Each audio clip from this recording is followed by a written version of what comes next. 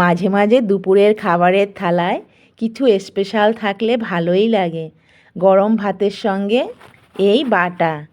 আজ আমি কুমড়া পাতা পেঁয়াজ দিয়ে বেটেছিলাম, তাই দিয়ে দিচ্ছি। খেতে বেশ দুর্দান্ত হয়েছিল। ছিল ছিম ভাপা, যেটি সর্ষে পোস্ত দিয়ে রান্না করেছিলাম।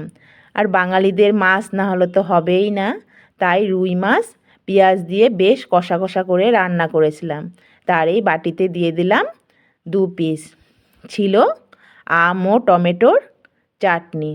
শেষ পাতে রেখেছিলাম নলেন গুড়ের রসগোল্লা। চাটনির সঙ্গে পাঁপড়ও ছিল, আর 1 গ্লাস জল তো ছিলই। এই ছিল আজ আমার দুপুরের খাবার। তোমাদের কেমন লাগলো তা জানিও। Bye bye, tata.